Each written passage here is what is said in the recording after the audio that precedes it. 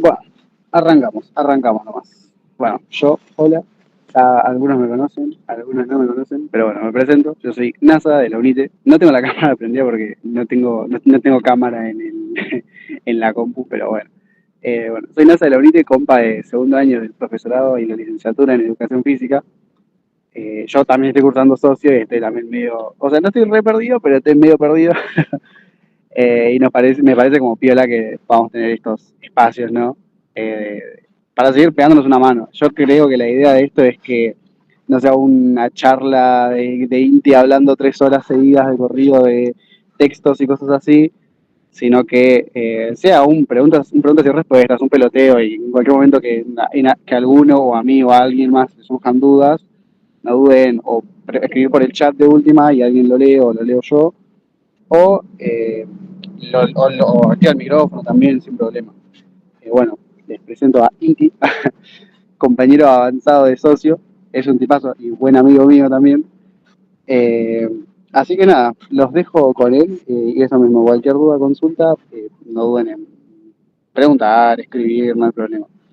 Yo voy a estar acá igual también. Así que si freno o algo, no me retes, Inti. Así que nada, los dejo con Inti. Bueno, bienvenidas a todos los que están acá. Gracias. Lo primero que quiero preguntar es si se escucha bien. Estoy hablando sin auriculares, así que quiero que no hace falta que Sí, hablen. sí, sí. Pueden comentar ahí si se escucha bien. NASA, los demás. Si se me escucha con claridad, sobre todo. Sí, se escucha bien.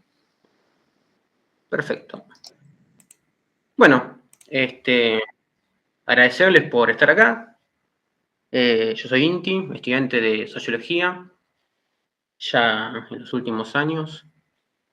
Y bueno, la idea de esto es tener una orientación principalmente para la preparación del examen, de los prácticos, el parcial, para las comisiones G y F también, pero sepan también que si hay gente de otras carreras o otros lugares que han ingresado, pueden estar tranquilamente, no se preocupen, pero bueno, sepan que la orientación principal está dada para la preparación del parcial de estas dos comisiones de educación física, para poder ir aclarando. Después, bueno, yo voy a enfocarme sobre todo en la parte más teórica, que por ahí son los temas más engorrosos que tiene a veces la sociología. Quisiera arrancar con una aclaración bastante interesante que por ahí les puede servir también. Nuestras carreras son muy diferentes, pero esto es muy interesante que lo puedan tener en claro, que por ahí les sirve como para tranquilizar un poco y no preocuparse tanto, ¿no? Sobre todo de qué hablamos los sociólogos muchas veces y cuál es la polémica, ¿no? Que por ahí tiene la sociología.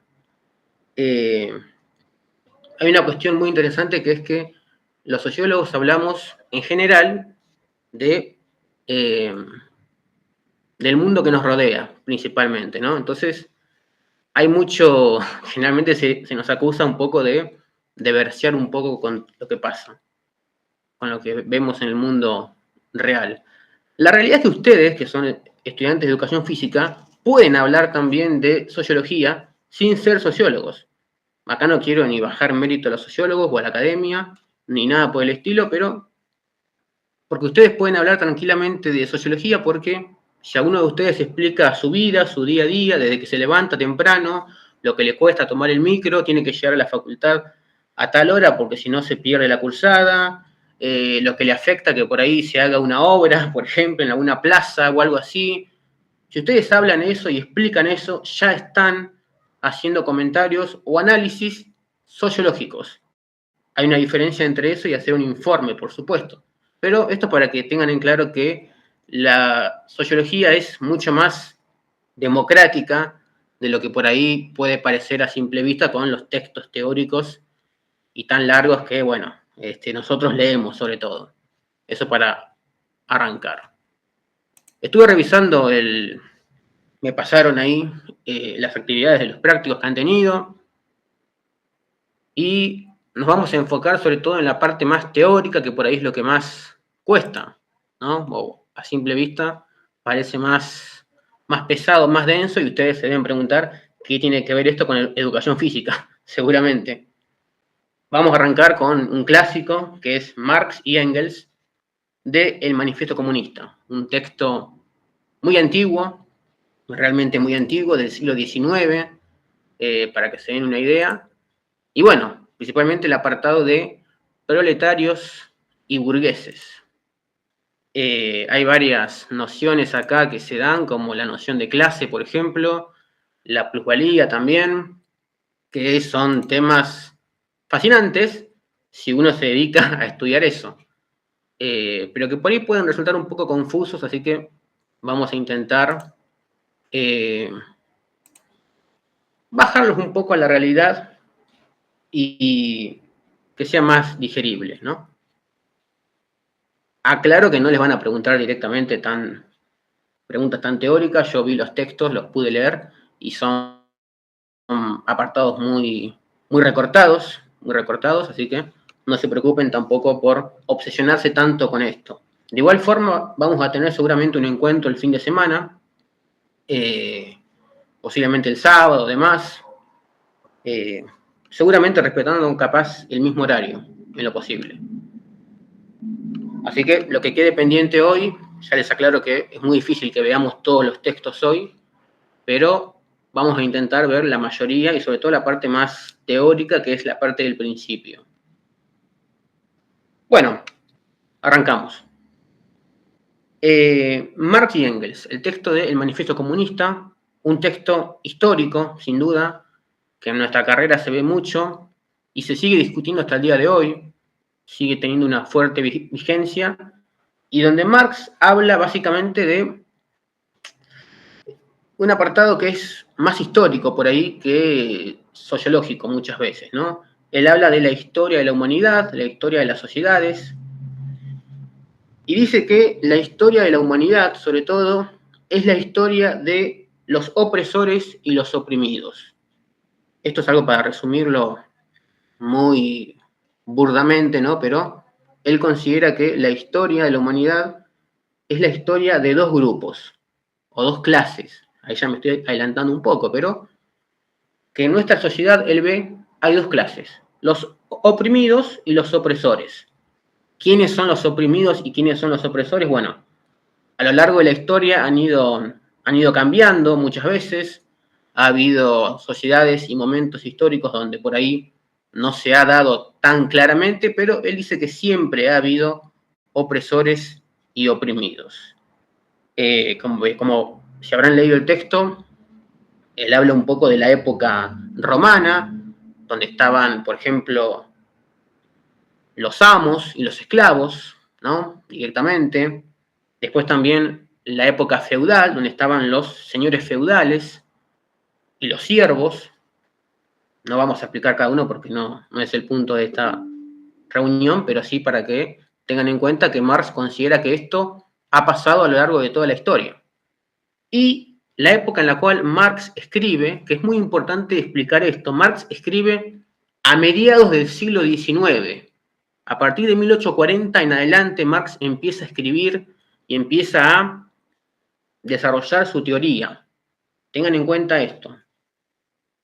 Y él ve que la sociedad que está observando, en la cual él se desenvuelve, en Alemania, en Europa, en Inglaterra sobre todo, es el gran ejemplo donde él va a enfocar su teoría. Inglaterra, la Inglaterra industrial, plena revolución industrial, absolutamente. Él va a decir que hay dos tipos de, podemos decir, de grupos sociales: los burgueses y los proletarios.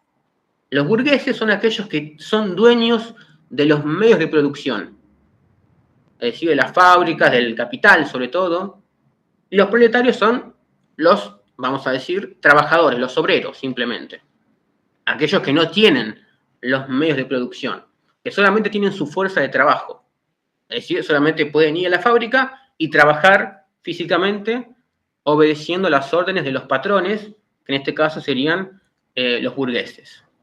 Marx hace una distinción económica acá. Esto es muy interesante. Marx separa a la sociedad mediante una categoría económica.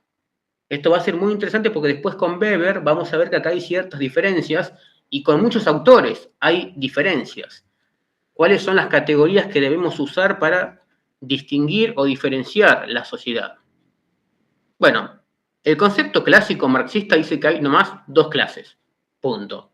Los que oprimen y los que son oprimidos, básicamente. ¿Y por qué acá? Bueno, porque el burgués tiene los medios de producción directamente, ya los tiene, y el proletario tiene únicamente su fuerza de trabajo y necesita de trabajar para sobrevivir. Esto es algo muy clásico que se da en la historia, que es, bueno, libertad, vida y la muerte. El proletario, si quiere, puede no trabajar, pero si no trabaja, se muere. Esa es una cosa muy interesante, ¿no? Puede trabajar y mantenerse con vida, pero Marx también va a decir que en esas condiciones laborales, inclusive, hay trabajadores que mueren en las fábricas. Y también va a decir que el trato que se da en las fábricas no es justo. Ahí va a meter el concepto de plusvalía, que es algo muy interesante y que debemos rescatar, sobre todo. Es un punto medio complejo de la plusvalía porque muchos se enredan bastante en explicarlo y demás. Voy a poner un ejemplo muy sencillo en realidad, que es que Marx basa su teoría económica en la teoría valor-trabajo, principalmente. Es decir, un bien va a tener un valor. Ese valor lo da los costos de producción, principalmente. Vamos a decirlo así. Vos en 5 horas, por ejemplo, producís, vamos a decir, no sé, 5 muebles, por ejemplo. Vos produciste 5 muebles en 5 horas de trabajo. Ahora, tu jornada laboral no dura 5 horas. Dura, por ejemplo, 10 horas. Y tu sueldo únicamente se refleja en, vamos a decir, 5 pesos. 1 peso por cada hora, por cada mueble trabajado. Por cada mueble realizado. Ahora, ¿qué pasa con las otras 5 horas? ¿Qué haces en esas otras 10 horas? Bueno, seguís trabajando, porque es lo que te ordenan, digamos. Bueno, esa parte del salario que no te dan, que no te entregan, que se queda el burgués, que es como algo que está por afuera de tu reconocimiento como trabajador, es la plusvalía. No sé si se entiende, pero es esa parte que te extraen, en cierta forma. Que no se te reconoce. Está por afuera de tu valor de trabajo. No se te da, no se te entrega, se te arrebata. Y en cierta manera vos te terminás convirtiendo en una mercancía, va a decir Marx. Esto ya es muy teórico, me salgo, pero es para que entiendan bien el momento que Marx describe, que es un momento de explotación absoluta. Marx lo define así como un momento de explotación absoluta y que es un sistema injusto, muy injusto. Sin embargo, esta sería como la parte más crítica. Quiero que me vayan comentando si se entendió más o menos la parte de burguesía. No hace falta que hablen, no es necesario, pero sí, si por lo menos se entiende ese concepto básico de lo que te arrebatan. Si vos trabajás 10 horas, va a decir Marx, deberías cobrar 10 horas. Sin embargo, tu sueldo, él dice que el sueldo no se refleja en lo que uno trabaja. Uno trabaja más de lo que recibe. Entonces él dice que cuando vamos a poner la balanza de lo que uno trabaja y lo que uno cobra, no es justo, básicamente. Y que ese porcentaje que te quitan es tu plusvalía. Es ese valor de trabajo que no te están dando y que se está quedando el burgués. ¿Hasta ahí se entendió esa parte? Podemos repetirla de vuelta. Tengo una duda. Perfecto. Por ejemplo, cualquier persona que recibe un salario, sin importar el número, es tipo un proletario. Tipo, si recibís un salario, sos un explotado, un proletario, tipo así. Bueno, este es un punto muy interesante que comenta NASA.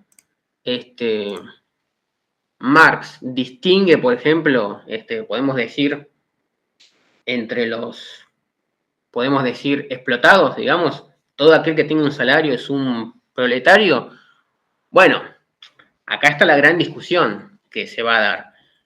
En la sociedad industrial, Marx nos da a entender industrial barra burguesa, sobre todo, porque él considera que la industria y la burguesía van muy de la mano. Por eso es muy importante enfocarnos en esto. Marx está hablando principalmente de la sociedad industrial europea. Marx, esto que explica que está hablando es Europa, sobre todo. Europa. Olvídense de Asia, olvídense de, bueno, evidentemente de América, salvo Estados Unidos, y de África, por supuesto, y demás. Él habla de Europa. Acá que comentaron. Claro, sí, el proletariado es aquel que tiene solamente su fuerza de trabajo y no los medios de producción.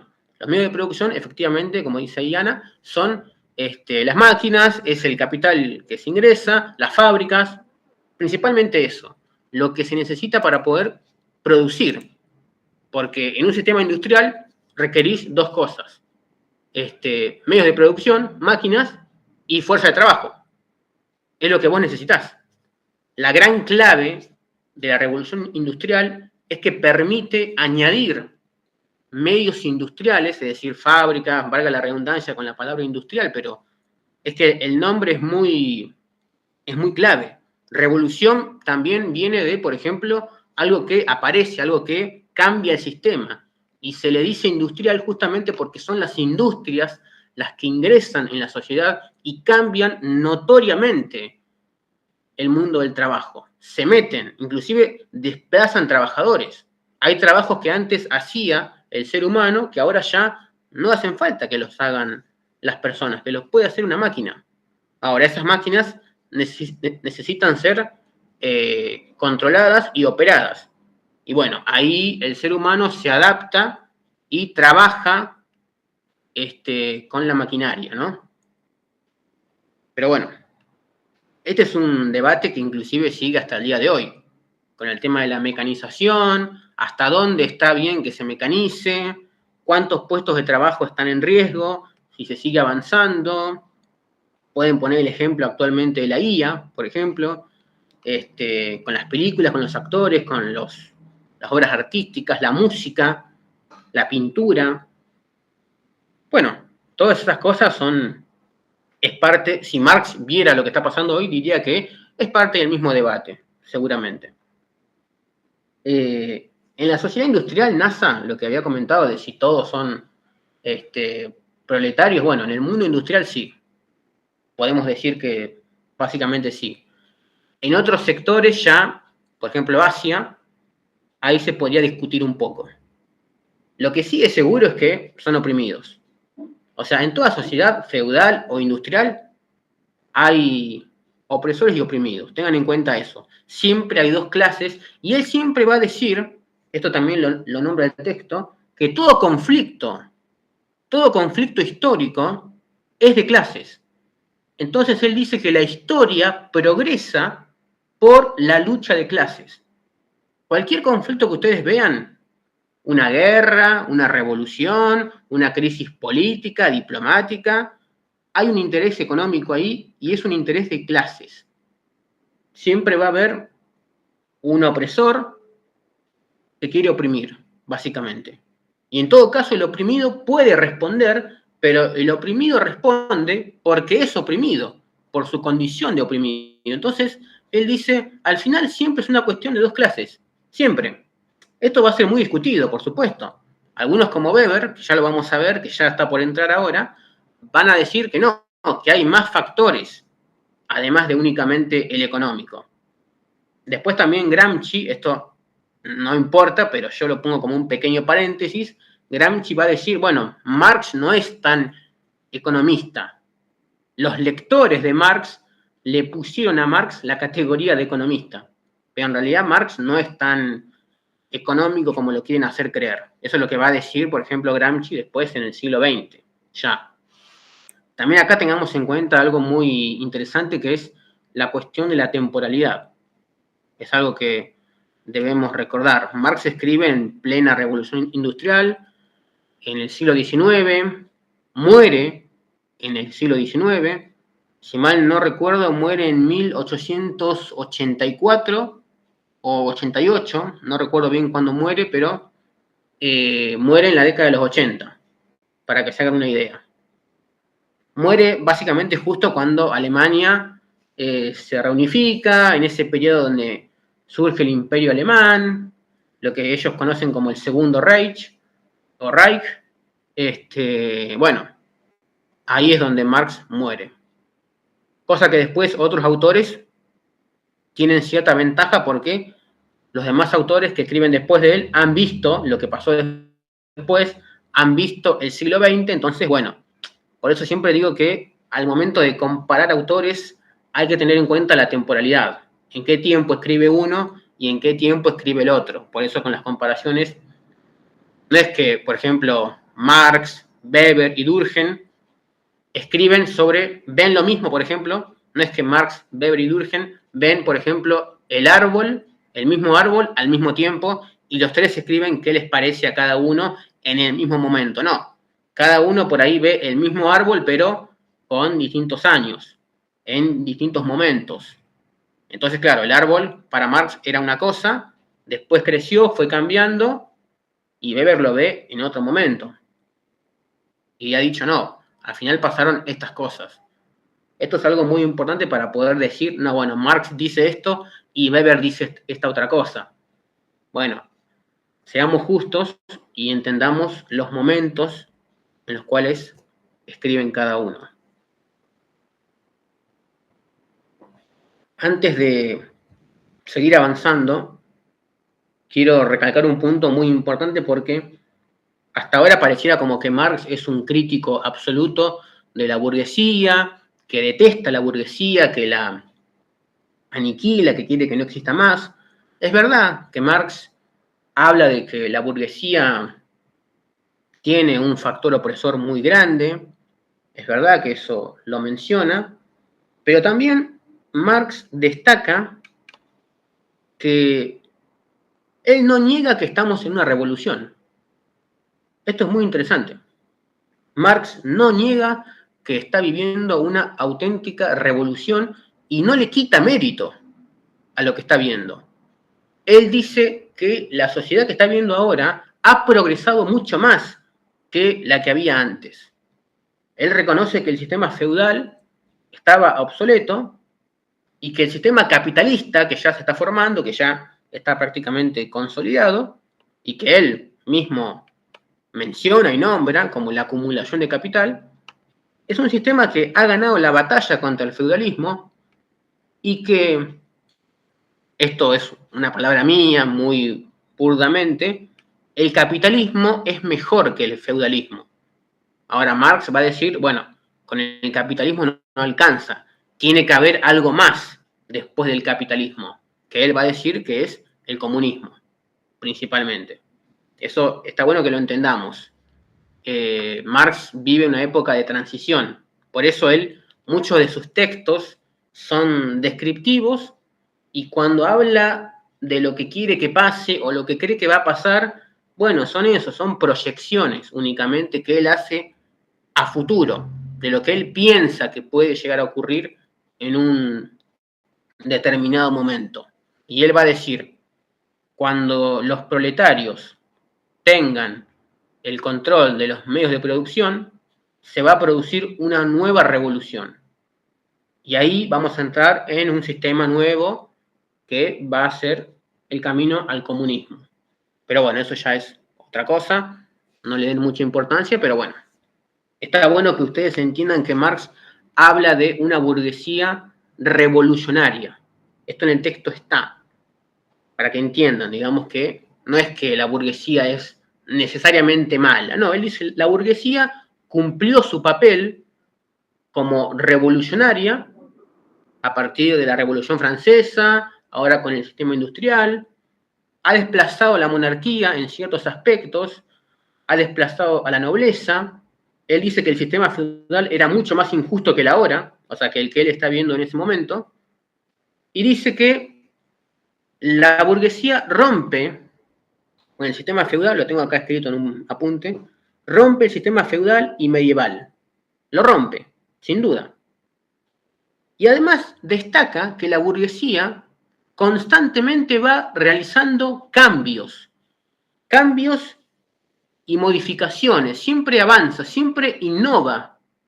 Esto es algo muy interesante. Él dice que la burguesía necesita innovar, necesita que haya cambios, que hayan inversiones, que se necesita capital, dinero para poder tener más maquinaria, para ser más eficiente, para superarse, la competencia. Uno lee esto de Marx y dice, epa, parece que Marx está describiendo el capitalismo casi como si fuera el propio presidente actual, Milei, ¿no? Uno dice, ¿qué pasa acá? Y él dice, no, lo que pasa es que es lo que ocurre. La burguesía es así. La burguesía necesita innovar, necesita crecer, necesita expandirse constantemente, buscar nuevos mercados nuevos, ir a la India, por ejemplo, ir al Japón, hacer que Japón se abra económicamente. La época en la cual Marx escribe es justo cuando se produce la restauración en Japón, y Japón se abre al mundo también. La época en la que Marx escribe es cuando, bueno, el llamado Imperio Británico alcanza su expansión más alta y la India está dominada bajo el Raj británico, por ejemplo. La India, lo que hoy en día es Bangladesh y Pakistán, digamos. El capitalismo, mediante la burguesía, necesita expandirse, sí o sí, tiene que expandirse. Si no, no se puede desarrollar. Y él va a decir, el feudalismo era todo lo contrario. El feudalismo no necesitaba expandirse, no necesitaba moverse. Al contrario, el feudalismo quería que todo se mantenga quieto, en stand-by, que no haya movimiento. Justamente, el sistema feudal tenía que mantenerse quieto para sobrevivir. El capitalismo, por otro lado, constantemente va avanzando y las libertades económicas van avanzando. Ahora capaz enten, uno lo ve con el diario del lunes hoy y dice, esto me suena de algo, ¿no? Bueno, sí, por supuesto, porque estas son las reglas del capitalismo puro. Marx lo describe así, el capitalismo es así, se comporta de esta forma, mediante la burguesía, que es el gran motor del capitalismo. Entonces, bueno, eso es algo muy importante. Y va a decir también, la innovación es la ley de la burguesía revolucionaria. Esto, si están con un apunte, anótenlo. La innovación es la ley de la burguesía revolucionaria. O sea, si la burguesía no innova, está perdida, se cae. No puede quedarse quieta, tiene que avanzar siempre. Tiene que producir más y mejor. Y mejor. Mejores precios, mejor calidad. Esto es puramente capitalismo puro. Bueno, pero Marx dice, es así. Es lo que pasa. Es lo que ocurre. Después Marx va a decir si está a favor o en contra. Él va a decir que le parece que el sistema que está viendo es mejor que el feudal, sin duda, pero que no es suficiente. Que sigue habiendo explotación, va a decir Marx. Bueno, entonces hay que evolucionar, evolucionar. Tiene que haber otra revolución más, que él dice que va a ser la última. Bueno, espero que se haya entendido esta parte. Acá hablé como loco, hablé como loro, dije muchas cosas, pero espero que se haya entendido. Comenten acá si se entiende. Pueden hacer alguna pregunta o algún comentario sobre la burguesía, sobre todo, si ustedes quieren. Es importante, si no, avanzamos. Porque, bueno, esto es para que vean más o menos que Marx no es un tipo que simplemente deteste a la burguesía. Él la describe, él la describe como un proceso necesario. Él dice que la burguesía era necesaria, pero que bueno, ahora también va a ser necesario desplazarla también, en cierta forma. Así como la burguesía desplazó a la nobleza y se pelea con la monarquía, los proletarios tienen que desplazar a la burguesía y hacerse con los medios de producción. Básicamente ese es el resumen más breve que yo puedo hacer de lo que describe Marx en el Manifiesto Comunista. Bueno, que ya el nombre lo dice, manifiesto. Yo voy manifestando que esto es lo que va a pasar. Fíjense, acá las palabras no están porque sí. Yo manifiesto que va a pasar esto, punto. Y que debe ser así porque es lo que yo describo. No sé si se va entendiendo hasta ahora. Ahora vamos a hablar de las clases, ojo. Vamos a describir bien el tema de las clases y la definición de clase, pero esta parte histórica, ¿se entendió? Comenten ahí, ¿sí? ¿Algún comentario, quejas, planteos colectivos, declaraciones, lo que quieran?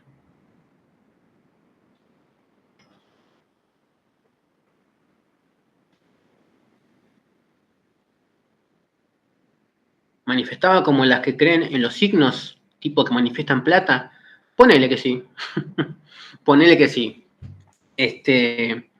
No, es una cosa de lo que él cree que hace falta, básicamente, de lo que él cree que va a pasar. Principalmente es así. Después el mundo actual usa las palabras como quiere, ¿no? Pero en aquel momento tenían un valor un poco más interesante. Así que bueno, ¿se entendió? Perfecto. Vi que ahí pusieron algunos pulgares, así que bien. Bueno, eso sería básicamente el texto de Marx y Engels del Manifiesto Comunista, burgueses y proletarios. Seguimos en el TP2 con el texto de Marrero. Marrero va a hablar de Marx, de Weber y de Bourdieu.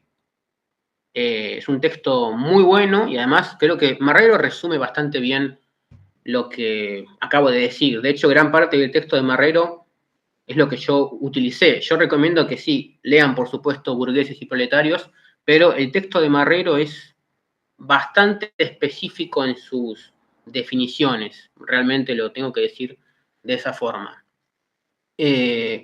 Bueno, lo que más destaqué yo acá es, bueno, el tema de Marrero es las clases. La gran pregunta es, ¿de dónde vienen las clases sociales? ¿Cuándo aparece la clase? ¿Cuándo surgen las clases? Marx va a decir que las clases sociales son fenómenos históricos.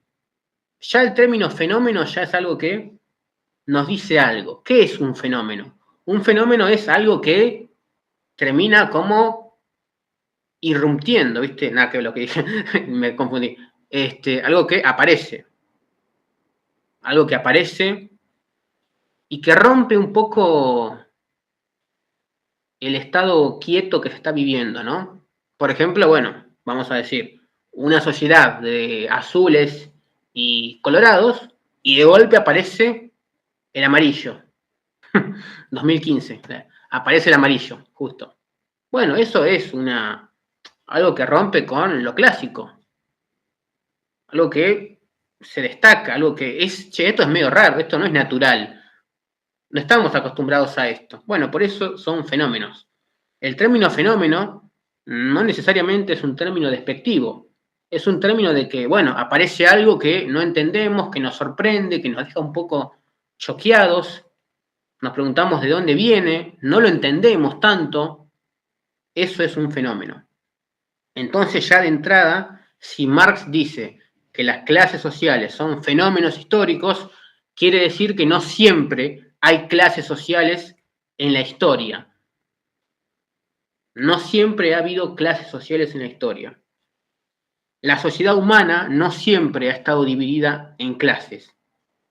Entonces la gran pregunta es, ¿cuándo aparecen las clases? Y él va a decir que las clases aparecen principalmente con la división del trabajo social. La división del trabajo social es esto de, bueno, vos te dedicás a esto, vos a esto, el que domina es aquel, esto que acabo de describir de la revolución industrial y demás, bueno, cuando se establece un sistema hay reglas. División de tareas. Vos haces esto, La época romana tenía eso, la época griega también, la época feudal también lo tenía. Siempre ha habido como un orden donde, bueno, se han fijado normas. Y mientras más aumenta la división del trabajo social, esto es importante, por favor, mientras más aumenta la división del trabajo social, ahí aparecen las clases. A medida que va creciendo esta división del trabajo, más aparecen las clases, surgen. ¿Y cuándo surgen definitivamente? Bueno, cuando esa división del trabajo social permite o desarrolla la aparición de un excedente económico, es decir, riqueza que está por encima de los mínimos indispensables. No sé si les recuerda un poco al término de plusvalía, no se confundan, pero sí es verdad que cuando aparece un excedente económico, algo que no es necesario, algo que, por ejemplo, de vuelta rompe con lo mínimo básico, lo básico que es, por ejemplo, no sé, tener una casa, tener agua, en aquel momento trabajar, tipo lujo, sí, exactamente, o lo que él definiría como un lujo. Para Marx, seguramente, los lujos de su época, hoy en día son cosas que nosotros consideramos normales. ¿Por qué? Porque esta sociedad se mueve con el trabajo donde el ser humano transforma constantemente la naturaleza. El ser humano con su trabajo transforma la naturaleza y satisface sus necesidades. Las satisface. Y al mismo tiempo crea necesidades nuevas. Por ejemplo, el ser humano vive, por ejemplo, en las cuevas, en las cavernas. Mediante el trabajo empieza a manipular piedras, a manipular madera y se da cuenta de que necesita de herramientas para eso. Que con herramientas va a ser más eficiente. Mezcla, tipo, un ejemplo, ¿no? Un ejemplo de juego para que aliviemos un poco. Tipo Minecraft, por ejemplo. Que creo que con madera y piedra creas un pico. Medio burdo el ejemplo, pero bueno, es cierto.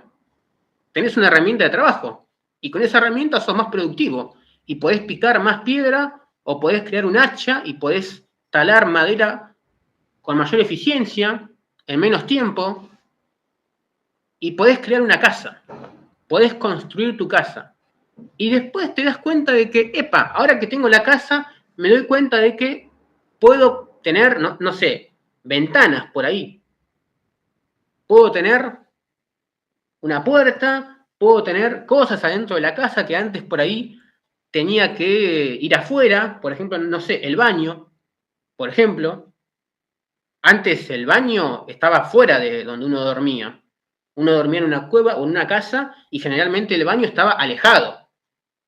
Estaba alejado, era un pozo alejado ahí a una distancia prudente, una pequeña casita ahí y ese era el baño. Vos tenías que salir de tu casa para ir al baño. Sin embargo, el avance y la satisfacción de necesidades le permiten al ser humano darse el lujo de tener el baño en su casa. Ahí nomás. ¿Y por qué? Bueno, porque se desarrolla un sistema cloacal, se desarrolla un sistema de cloacas. En las ciudades, por ejemplo, está el sistema pluvial. ¿Dónde dejo la basura después? Bueno, puedo crear un tacho de basura, puedo crear un lugar a donde vayan los residuos y también eso genera oferta de trabajo. Alguien que se encargue de llevar la basura a ese lugar. Se van dando cuenta cómo el desarrollo del trabajo, la transformación constante de la naturaleza satisface las necesidades básicas en un principio y va creando nuevas necesidades. Esto es muy básico, pero es así. Es el desarrollo de la humanidad.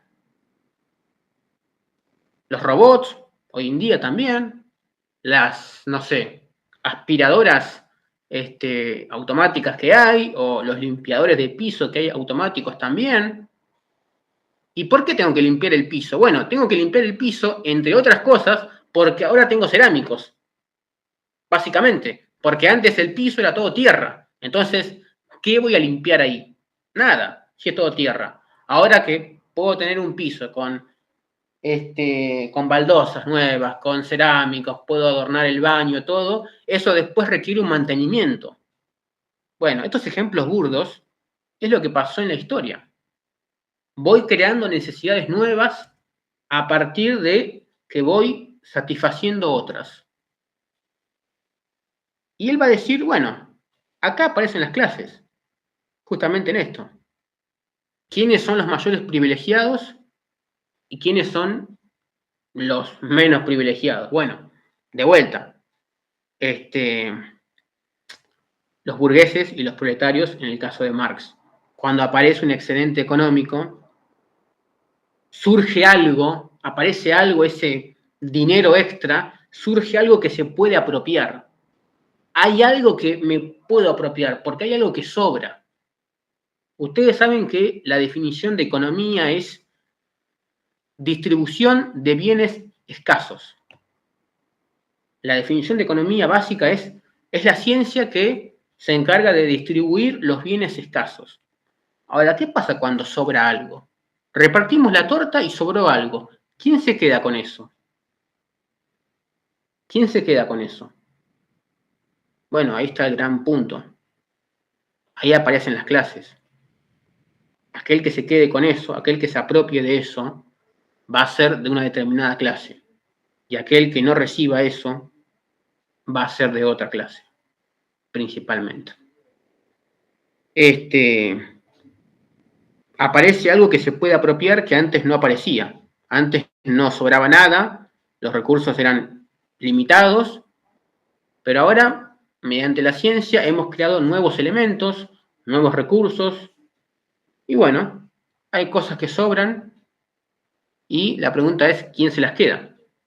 La respuesta es el que puede. El que puede. ¿Quién puede? Bueno, el que tiene los medios para poder obtener esos recursos. Y acá es donde aparece la propiedad privada, principalmente. La vivienda propia, los objetos propios y demás. Vamos a dejar una cosa en clara acá.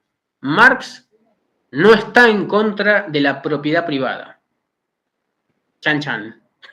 Acabo de decir una cosa que a muchos les sorprenderá. Pero digamos que Marx no está en contra de la propiedad privada. Marx está en contra de la propiedad privada de los medios de producción, sobre todo, porque es donde él se enfoca. Él se enfoca sobre todo en eso, en el apartado más económico / laboral, principalmente. Él no está en contra de que la gente tenga una casa propia, tenga un auto, todavía no había autos ahí, pero que se entienda, no está en contra de que tengan mascotas, de que tengan muebles, de que tengan cosas suyas. No está en contra de eso. Pero sí está en contra de que los medios de producción no estén en manos de quienes él cree que deberían tenerlos, que son los proletarios, sobre todo. A ver, mandaron un comentario acá. Acá hay algo de lo de la ley de cercamiento, más o menos, o estoy flasheando. Más o menos. Más o menos. Se podría decir que sí, un poquito. Un poquito sí. Si no, escribí un poquito más y explayate más y estaría bueno para debatir eso también, pero se puede decir que sí, digamos. A ver, vamos a ver cómo lo podemos sintetizar de manera rápida y eficiente para que se queden acá y no vayan a otros grupos, a otros grupos de estudio, porque el capitalismo es así. Digamos que, bueno, el excedente económico es esa riqueza extra que aparece, y la pregunta es, bueno, ¿quién se la queda? Marx va a decir, bueno, esa distribución no está bien hecha, es injusta, y por eso es que este sistema se mantiene, sobre todo. Sin embargo, va a decir Marx, acá hay algo que la burguesía no está viendo, y es que esta innovación constante que la burguesía necesita demanda más trabajadores, demanda más proletarios, demanda más y más y más y más, y también, dice el amigo Marx, hace que la burguesía sea dependiente de los proletarios. Sin trabajadores no hay fábricas, va a decir Marx. Entonces requiere que los proletarios se unan entre sí, se organicen desde abajo,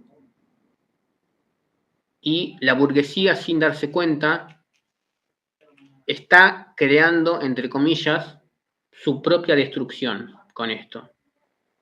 Está generando su propia caída con esta innovación que está teniendo.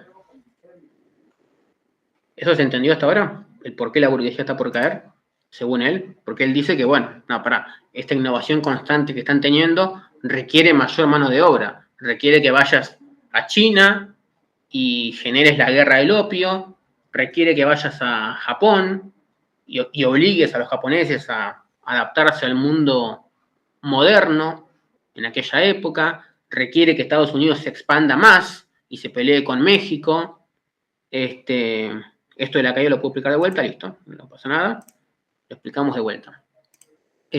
Porque sí, porque por ahí es un tema un tanto polémico, interesante esto, porque por ahí mucho no se termina de entender. Pero está bien, lo explicamos de vuelta, no pasa nada. A ver, la burguesía en sí, él va a decir, necesita de mano de obra para poder sobrevivir, principalmente. Estoy acá viendo el texto de Marrero de vuelta, por ahí citando alguna frase de acá, es mucho más útil. Pero bueno, recordemos que es el trabajo el que transforma la materia sobre la que opera, y eso genera un valor económico. Por ejemplo, la madera por sí misma tiene un valor, pero al yo trabajar la madera, por ejemplo, y transformarla en un mueble, yo con mi trabajo le está dando a esa madera un valor que antes no tenía, que ahora es un mueble, que ahora tiene otra utilidad. Y él va a decir, ese valor que tiene el mueble, en realidad es el valor de mi fuerza de trabajo. Yo transformé la naturaleza y la convertí en algo que tiene un valor. Eso que vos estás vendiendo, ponele un mueble, lo vendés a 10 pesos, esos 10 pesos son por mí. Esos 10 pesos es el valor de mi fuerza de trabajo.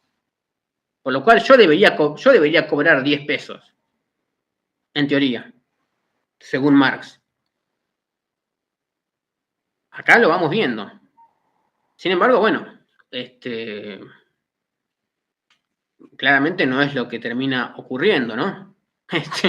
No es lo que pasa. O en todo caso le pueden pagar 10 pesos, pero lo venden a 15, por ejemplo. Y van a decir, ¿cómo es esto? Y bueno, ahí aparecen este tipo de cosas. Lo que pasa es que si todos los burgueses se dedicasen a hacer eso, tendrías un mercado, quizás lo que se conoce ahora en la economía como un valor sobrevaluado, digamos. Productos que valen más de lo que realmente cuestan, según el propio Marx, y por eso los burgueses te hacen el truco de, bueno, no te voy a pagar lo que realmente costó tu trabajo. El mueble vale 10 pesos, lo vendo a 10 pesos. Pero a vos te voy a pagar menos. A vos te pago por horas y vos trabajás tal cantidad de horas. Entonces, esa porción, esa porción que no te estoy dando, me la quedo yo. Esa plusvalía genera en el obrero una situación de opresión extra que no solamente le pasa a él, le pasa al que está al lado, le pasa a todos, en realidad. Marx dice que ese sistema es insostenible, principalmente. Es insostenible. si bien la burguesía ha favorecido, por ejemplo, el desarrollo de la ciencia, de las técnicas, ha creado nuevos mercados nacionales e internacionales y los va a seguir creando. Acá Marx ya se anticipa a este mundo globalista que vamos a ver más en el siglo XX. Si bien él dice eso, también termina diciendo que, bueno, esto le va a terminar explotando en la cara, eventualmente. Le va a explotar, sobre todo. Él comenta esto, que no va a poder funcionar. Porque la burguesía necesita concentrar su riqueza, sobre todo. Requiere de concentrar y concentrar y concentrar y concentrar. Y acá voy a leerles de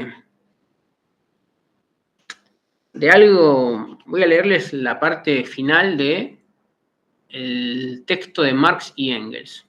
Y quiero que lo pensemos juntos. Voy a leerlo y ustedes van a escucharlo y vamos a pensarlo juntos. Mandar un mensaje antes, quiero ver lo que dice. Ahí se entendió, gracias. Bueno, perfecto. Pero vamos a cerrar con esto, si les parece, y ahí pasamos ya con Weber. Que Weber va a discutir bastante esto de las clases. Por eso decidí dar las clases a lo último, porque es con lo primero con lo que Weber se mete. Pero vamos a leer igual este último. Si tienen ahí el texto de Marx y Engels del Manifiesto Comunista, bueno, sepan que voy a leer ese texto, el último párrafo directamente. La existencia y el predominio de la clase burguesa tienen por condición esencial la concentración de la riqueza en manos de unos cuantos individuos. Lo que decíamos, ¿no? La burguesía tiene que acumular capital. Por eso se llama capitalismo. El ismo habla de un ideal. ¿Acumulación de qué? De capital. Ese es el nombre del sistema. La formación e incrementación constante del capital. Y a su vez, no puede existir sin el trabajo asalariado. Lo que comentábamos, sin trabajadores, ¿quién opera las máquinas? En aquel momento todavía las máquinas no podían manejarse solas, salvo que el burgués vaya y opere él mismo la máquina. Salvo que pase eso. Por lo cual me ahorro contratar un trabajador y pagarle un sueldo. No es lo mismo, pero bueno, es como el atendido por sus propios dueños, si se entiende, ¿no? Que a veces pasa, que es algo que ocurre en la vida real. Muchas veces no puedo pagar un sueldo, así que lo manipulo yo. Sin embargo, en las industrias esto es mucho más complicado, va a decir Marx, y no pasa. Y no pasa. El trabajo asalariado presupone, inevitablemente, la concurrencia de los obreros entre sí, es decir, que estén todos juntos, que todos vivan lo mismo, que todos sean oprimidos del mismo modo. Los progresos de la industria, que tienen por cauce automático y espontáneo a la burguesía, imponen, en vez del aislamiento de los obreros, por la concurrencia, su unión revolucionaria por la organización.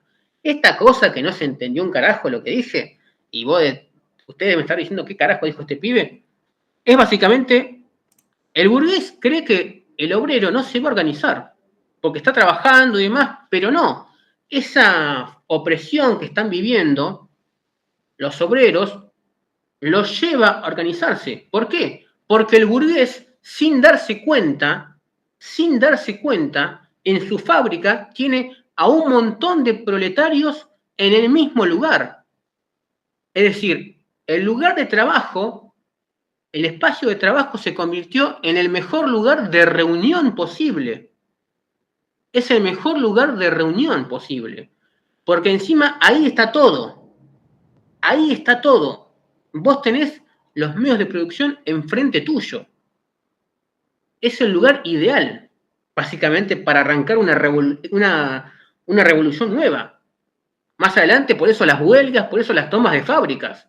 Fíjense, el burgués necesita de los trabajadores y los trabajadores son oprimidos. Hablo de trabajadores, pero bueno, Marx habla de proletarios, pero digo trabajadores para que se entienda bien el concepto. Puede ser un burgués, un empresario, o lo que ustedes quieran. Entonces, inevitablemente, va a decir Marx, al haber una concentración de proletarios de oprimidos, todos juntos, y el intercambio entre sí, eso va a provocar una nueva organización. Marx cree que eso es inevitable. No va a haber forma. ¿Pero por qué dice Marx? Por ahí no se entiende bien. Porque eso fue lo que la burguesía hizo. La burguesía justamente tomó el poder del mismo modo, porque los comerciantes durante la época feudal sufrían lo mismo, se quedaban afuera. ¿Por qué? Porque la nobleza los desplazaba. Entonces, ¿qué hicieron los burgueses? Se organizaron, se juntaron. Toda revolución requiere una planificación previa, requiere una organización previa. Y la burguesía, sin darse cuenta, a diferencia de la nobleza que los excluía, la burguesía está incluyendo en su sistema su propia caída.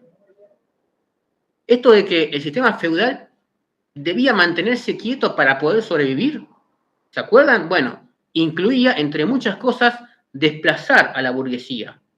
En cambio, la burguesía tiene que estar en constante movimiento, tiene que incorporar trabajadores sí o sí, porque abre más fábricas acá en Inglaterra, va a China, comercia con el opio, va con Estados Unidos, sí o sí tiene que acumular más e incorporar más trabajadores sí o sí. Entonces, sin darse cuenta, la burguesía está dejando entrar una posible amenaza para su sistema. Ahí creo que ya con eso se entendió bastante, pero bueno, fíjense cómo de ese pequeño renglón saqué todo esto. Los obreros, por la concurrencia que tienen, va a terminar generando una revolución debido a la organización. Sí o sí, los obreros van a organizarse y van a hacer la revolución desde las propias fábricas. Desde las fábricas van a hacer la revolución, dice Marx. Por eso Marx dice que la revolución comunista, socialista, va a generarse en un país industrial, porque ahí están las condiciones dadas, porque los obreros vienen del campo a la ciudad y se concentran en la ciudad. La burguesía, sin darse cuenta, está juntando proletarios. De esa forma, al desarrollarse, estoy leyendo de vuelta, de esa forma, al desarrollarse la gran industria, la burguesía ve tambalearse bajo sus pies las bases sobre las que produce y se apropia lo producido. Y a la par que avanza, se cava su fosa y cría a sus propios enterradores. Su muerte y el triunfo del proletariado son igualmente inevitables. Así termina el primer capítulo de El Manifiesto Comunista, que es Burgueses y Proletarios. Creo que es muy claro, ¿no? Lo que hemos dicho. A ver qué puso acá. El sistema capitalista necesita la explotación para existir. Sin apropiación del trabajo ajeno no hay acumulación de capital. Exactamente, Leonardo, exactamente. Punto. ¿Por qué? Porque el capitalismo necesita justamente capital. Entonces, ¿de dónde sacan dinero? Bueno, y la plusvalía es una buena forma de hacerse con unos mangos extras, podemos decir, que es lo que Marx ve. Entonces, además de las ganancias que ya tengo, si puedo aumentarlas, eso me permite tener más dinero, me permite invertir más y me permite abrir fábricas nuevas y aumentar mi negocio.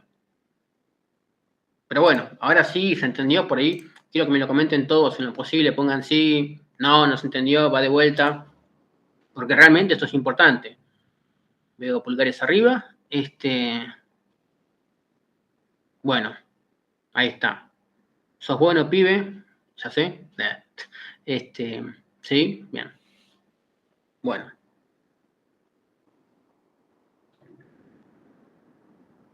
A veces me agarro y me pongo en modo hablador así, con todo, y hago gestos y demás, pero bueno.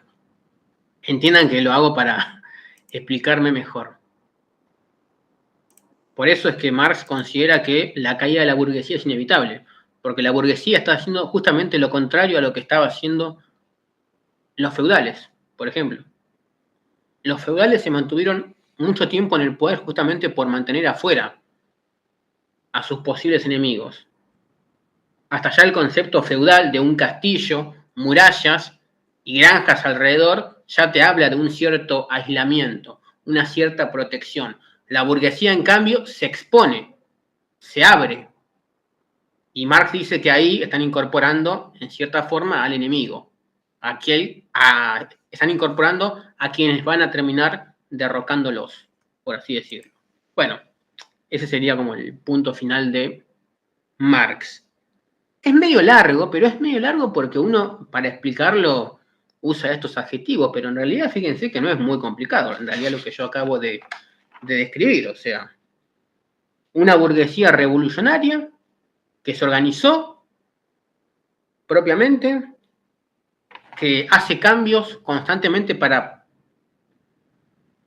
mantenerse, porque no puede quedarse quieta porque si no se estanca la economía, y que ese impulso por crecer requiere más mano de obra, y esa mano de obra, al estar concentrada en un mismo lugar, va a producir la revolución en un país industrial. En un país industrial, justamente, y acá pasamos y nos adelantamos unos cuantos años, justamente lo que no pasó.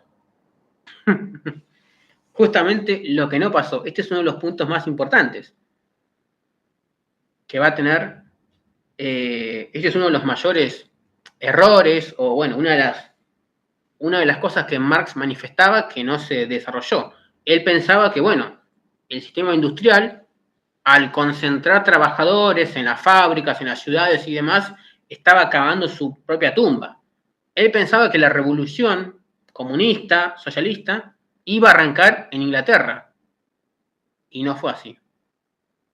La revolución arrancó principalmente, donde tuvo su éxito absoluto, fue en Rusia.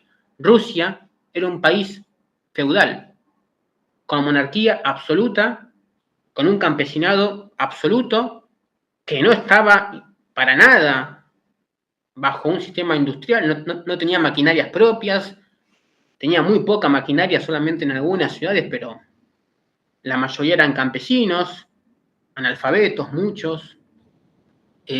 Bueno, era un país que se había quedado en la época feudal. Sin embargo, ahí arrancó la revolución que cambió el siglo XX. Ya en 1905, de hecho, acá ya entramos en el siglo XX, vamos a entrar con Weber, que va a tener justamente muchas diferencias con Marx.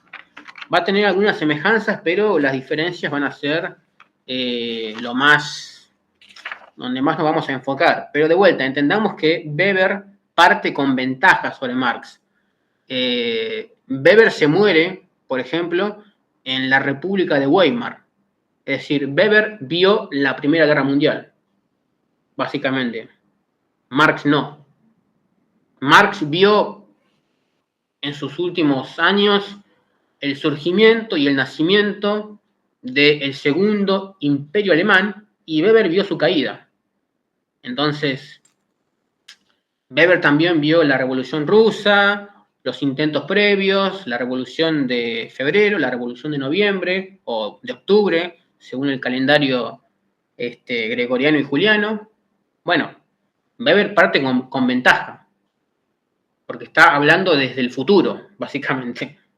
Entonces, por eso cuando hablamos de Marx versus Weber, bueno, tengamos en cuenta esta trampita, ¿no? Que es que los dos escriben en tiempos distintos. Por ahí, Weber contra Durkheim es una comparación un poco más justa, pero compararlo con Marx es un poco, a mi modo de ver, injusto. Aún así, como ustedes sabrán, para los sociólogos, Marx, Weber y Durkheim son los padres, en cierta forma, de la sociología. También Bourdieu, Saint-Simon, Comte, son como los autores que estamos obligados a leer sí o sí nosotros los sociólogos. Bueno, pasemos con Weber. TP3, Marrero. Ya cambiamos de texto, si quieren pueden ir entrando ahí al nuevo texto. Que es el capítulo 2 del texto de Marrero, donde habla de clases, estamentos y partidos. Ya acá vemos algo nuevo. Clases, sí, coincidimos con Marx en el nombre, estamentos y partidos. Bueno, acá ya nos están diciendo un spoiler de lo que se viene. Empecemos con las clases, principalmente, ¿no? Una cosa interesante para aclarar. Marx en ningún momento describe lo que es una clase. O sea, Marx nunca da una definición de clase como tal. Nunca. No es que dice, las clases son 2 puntos y ahí un renglón. No, sino como que las explica, las desarrolla, da a entender, pero nunca escribe puntualmente lo que es para él una clase. Weber, en cambio, sí. Weber, en cambio, sí explica lo que para él es una clase. Y va a decir, una clase es un agregado de individuos que comparten la misma situación de mercado. Una clase, lo repito para que quede claro, es un agregado de individuos que comparten la misma situación de mercado. O sea, Weber le da un carácter económico también a la definición de clases. ¿Se acuerdan que Marx hablaba siempre todo desde una mirada económica? Principalmente. ¿Por qué? Bueno, porque los medios de producción son económicos. Y esto es lo que sostiene todo el sistema capitalista y burgués. Bueno, Weber coincide parcialmente con Marx en cuanto a lo económico, pero le va a agregar ciertas cosas a esta definición de clase. Él dice que sí, las clases, evidentemente, no podemos definir una clase sin ver el factor económico. Evidentemente, hay ricos, hay pobres, hay explotadores y hay explotados. Weber coincide con Marx en que efectivamente hay explotadores y explotados. Sin embargo, dice que hay mucha más heterogeneidad entre los no poseedores de los medios de producción. Acá Weber no lo dice de esa manera, pero nos da a entender de que puede existir la posibilidad de una clase media. Esto no lo dice como tal, pero nos da a entender de que entre la clase alta y baja, por así decirlo, hay algo en el medio que se está formando. No todos los no poseedores son iguales, no es todo homogéneo. Marx no estaría nada de acuerdo con esto. Para él, o sos proletario o sos burgués. No hay otra definición. Para él son todos más o menos iguales. Weber, en cambio, insisto, con años de ventaja, va a decir que en su sociedad, en el mundo que él ve, él dice que no todos los no poseedores son iguales. Diferencias con Marx, que por ahí es lo más interesante, ¿no? Bueno, tengo acá escrito algo en un cuaderno que lo escribí. Esto después les spoileo. Voy a intentar pasarlo a un Word o a un archivo o algo así escrito para que ustedes lo puedan tener. Estos apuntes que hice, principalmente de Marx y Weber, y después también de otros autores, se los vamos a mandar por el grupo de WhatsApp por el cual se unieron y demás. Voy a coordinar con NASA, con Emilia, para mandárselos en lo posible. Seguramente lo haga después de el segundo encuentro que tengamos, que va a ser el sábado. Seguramente el sábado, porque ya son las 7:20 y apenas estoy arrancando con Weber. Igual, spoiler, la parte más complicada es Marx y Weber, o sea, la parte más extensa. Los otros autores son mucho más fluidos, les aclaro. O sea, me dediqué mucho a Marx porque es lo más engorroso, pero tengan en cuenta que a partir de acá, una vez que terminemos con Weber ya, vamos a aliviar bastante las cosas. O sea, no todos los autores van a dedicar 40 minutos o una hora de charla. Bueno, diferencias con Marx. Esto lo escribí yo. Marx se centra más... A mí me cuesta bastante la perspectiva de Bourdieu sobre la desigualdad social. ¿Eso lo vamos a ver el sábado? Es posible que sí. Es posible que sí, que lo veamos el sábado. Vamos a tratar de hoy verlo, pero no estoy seguro, pero creo que sí, lo mejor será quizás verlo el sábado, porque hoy Marx y Weber son temas muy complicados, y por ahí lo mejor sería dedicarnos bien a estos autores hoy, y los otros autores por ahí dejarlos más para el sábado. Yo la verdad no tengo problema en dar, yo estoy acá para ustedes, o sea, si en el grupo comenten después si quieren que hagamos una charla el viernes capaz, o el sábado, o una el domingo si hace falta, no es problema, o sea, realmente desde la UNITE tratamos de resolver los problemas, así que estamos a disposición, yo estoy totalmente a disposición de ustedes. La idea es que veamos todos los autores, como sea, así que no se preocupen, pero bueno, vamos a intentar concentrarnos bien en esto. Por eso me enfoqué tanto en Marx y ahora vamos con Weber y vamos a ver la diferencia con Marx, ¿ok? Así que tranquilos que parece complicado, pero no es tan complicado en realidad. Bueno, diferencias con Marx. Marx se centra más en definir a las clases en función de los medios de producción. Lo que ya dijimos, no voy a repetirlo, pero los medios de producción para Marx son la clave.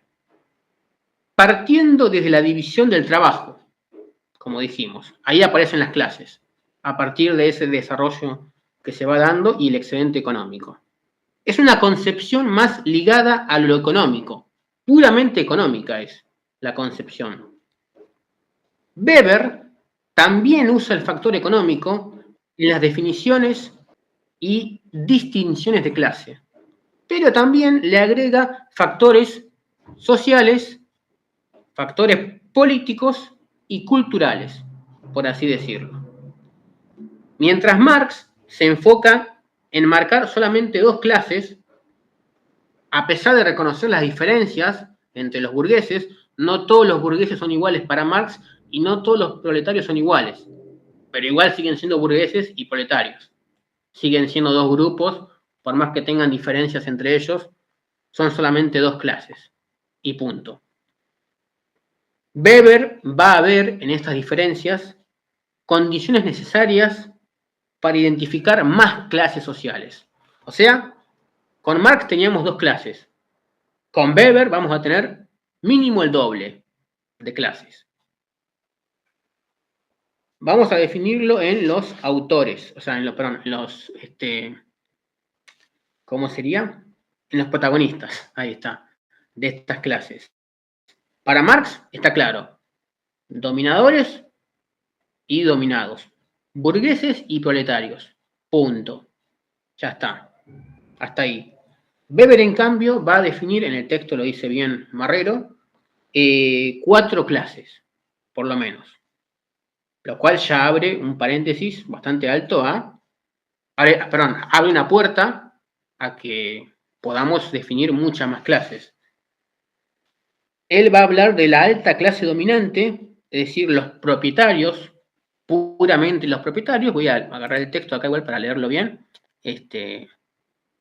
Acá está. La alta clase dominante, que está compuesta por grandes propietarios o empresarios, es decir, lo que Marx definía como los grandes dueños, bueno, Weber coincide. Los grandes dueños y empresarios que tienen esos privilegios de oportunidades educativas, ejercicio del poder y demás, todo eso lo está diciendo el texto.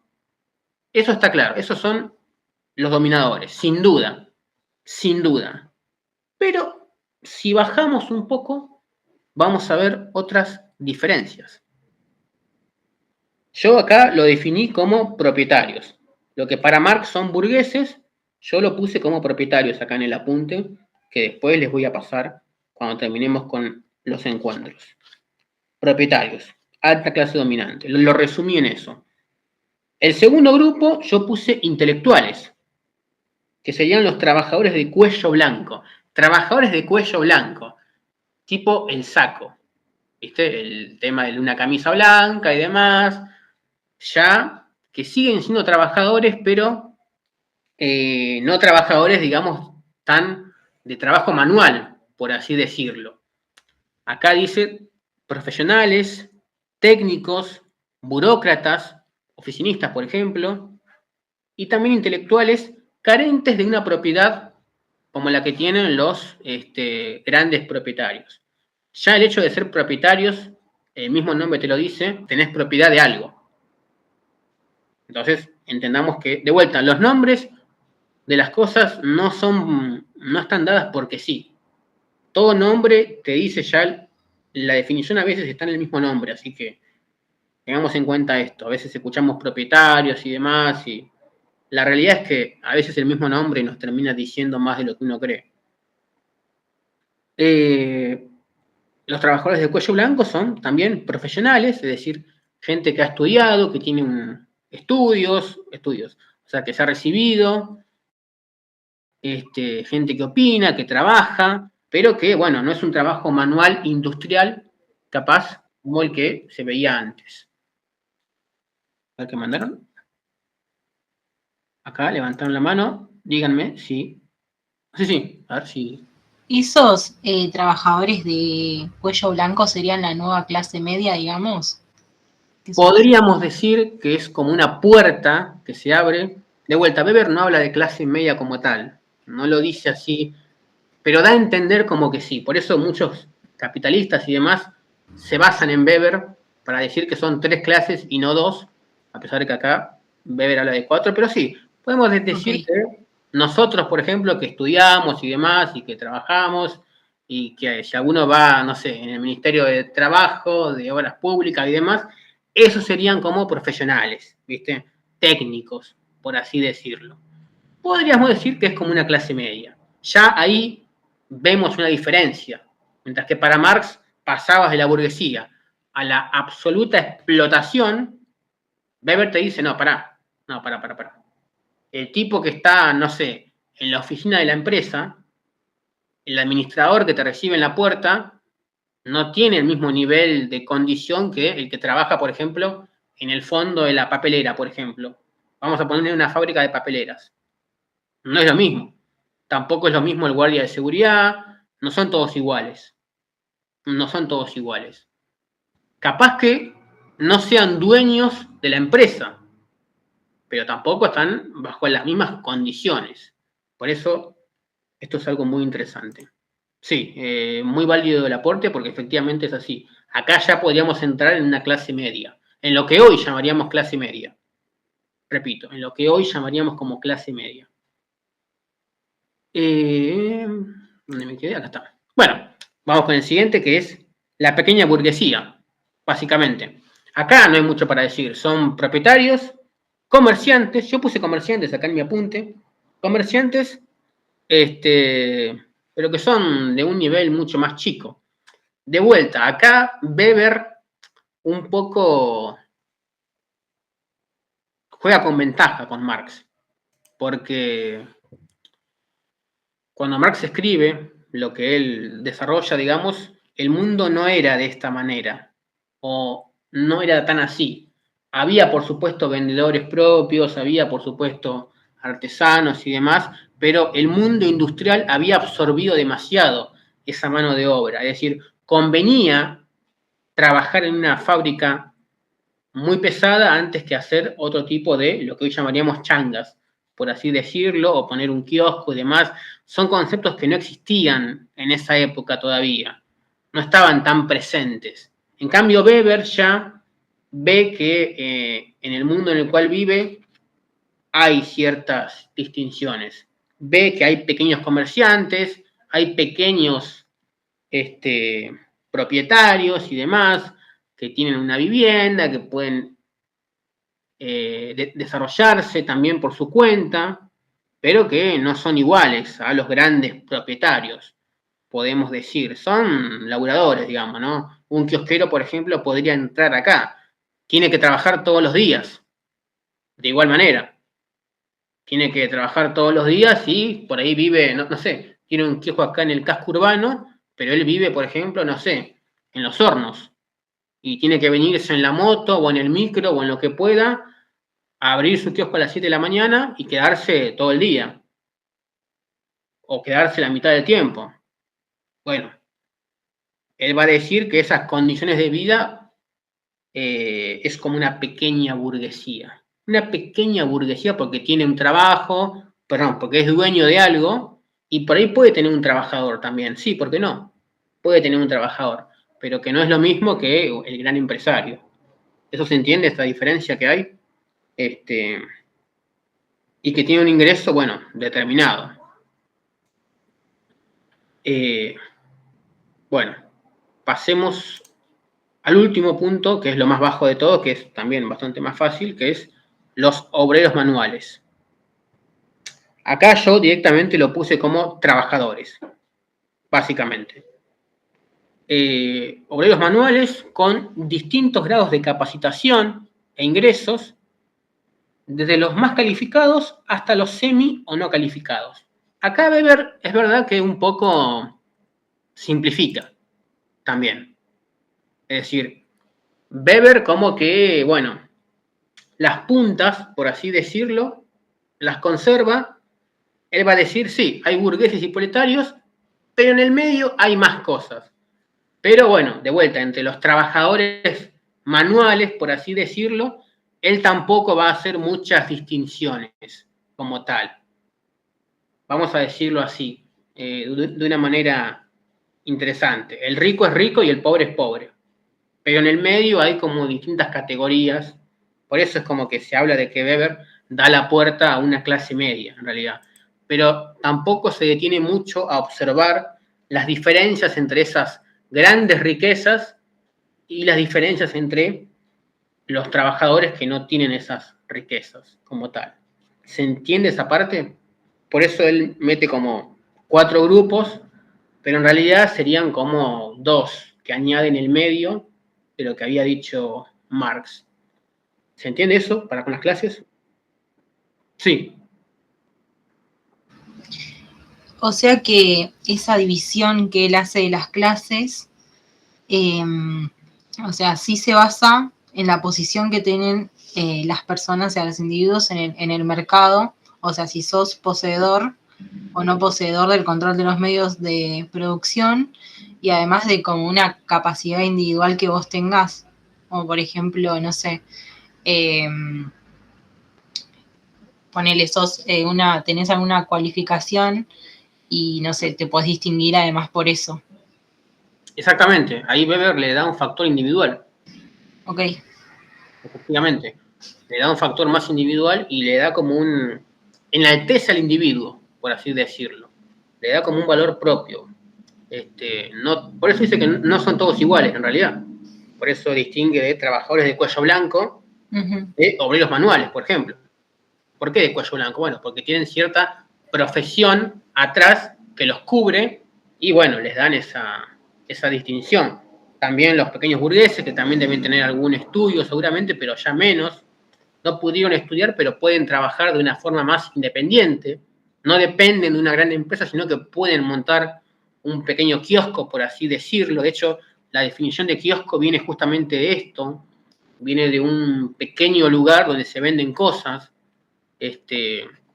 Hoy en día escuchamos kiosco y pensamos en alfajores, en golosinas y demás, pero la realidad es que kiosco viene de justamente ese pequeño local que vende lo que puede, que puede ser medio variado, como después aparece también el término multirrubro también, pero bueno, vienen de ahí, que son generalmente vos vas ahí y generalmente te vende el dueño, ¿viste? El dueño da la cara, trabaja el dueño ahí.